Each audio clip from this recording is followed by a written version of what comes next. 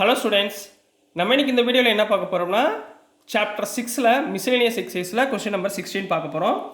A cylindrical tank of radius 10 metre. சரிங்களா, ஒரு tank இருக்குமா, சிலிண்ட்ரிக்கல் டேங்க். சரிங்களா, ஒரு சிலிண்ட்ரிக்கல் டேங்க் இருக்குது.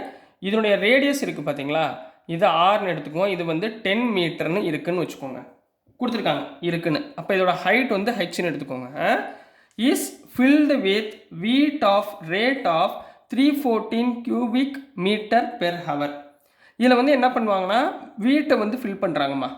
சரிங்களா, 1 ஹவருக்கு எத்தனை கியூபிக் மீட்டரில் ஃபில் பண்ணுறாங்க? 314 cubic meter per ஹவரில் இவங்க ஃபில் பண்ணிக்கிட்டே வராங்க. தென் த depth of the wheat is increasing at the rate of. அப்போது இந்த வீட் இப்போ இது வந்து ஃபில் பண்ணுறாங்கன்னா இது என்னமா அர்த்தம்? இது வால்யூம்னு அர்த்தம். சரிங்களா, இப்போ இந்த வால்யூம் ஆஃப் த டேங்க் வந்து வால்யூம் ஆஃப் டேங்க் வந்து என்னது? சிலிண்ட்ரிக்கல் ஷேப்பில் இருக்கா. அப்போ வால்யூம் ஆஃப் சிலிண்டர் என்ன? πr square H. நீங்கள் அதை டிஃப்ரென்ஷியேட் பண்ணால் வரக்கூடிய வேல்யூ இன்க்ரீஸிங்கில் இருக்கும். அது எவ்வளவு அப்படின்றத ஃபைன் பண்ணணும். கிளியருங்களா கண்ணா? கொஸ்டின் புரிஞ்சுங்களாமா? சரி, இப்போ ஆன்சருக்குள்ளே போயிடலாங்களா? ஸோ சொல்யூஷன் வந்து let height of the tank நம்மளாம் எடுத்துக்கிட்டோம். சரிங்களா, ஹைட் ஆஃப் டேங்க் நம்ம என்ன எடுத்துக்கிட்டோம்? ஹெச்னு எடுத்துக்கிட்டோம். ரைட்டுங்களா? அடுத்து அவங்க கிவன் என்ன கொடுத்துருக்காங்க? ரேடியஸ் ஈக்குவல் டு 10 மீட்டர்னு கொடுத்துருக்காங்க. இப்போது இதோடைய வீட்டை வந்து உள்ளே ஃபில் பண்ணிக்கிட்டே இருக்கும். ஸோ அப்போ என்ன கண்டுபிடிக்கணும்? வால்யூம் ஆஃப் டேங்க், அதாவது வால்யூம் ஆஃப் சிலிண்டர் என்னமா ஃபார்முலா? πr square h. ரைட்டுங்களா? இதில் வி, இப்போ இதை வந்து வின்னு வச்சுக்கோங்க. V equal to pi into ஆர்னா எவ்வளோமா? 10ன்னு கொடுத்துருக்காங்களா, 10 square into H.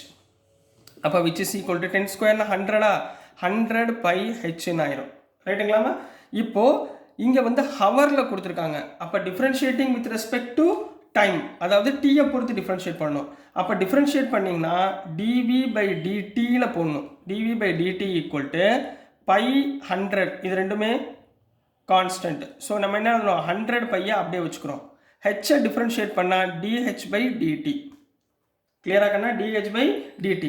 TV by dt எவ்வளோ கொடுத்துருக்காங்க? அதோட வால்யூம் என்ன கொடுத்துருக்காங்க? கொள்ளளவு 314 கியூபிக் மீட்டர் ஸ்கொயர்னு கொடுத்துருக்காங்களா?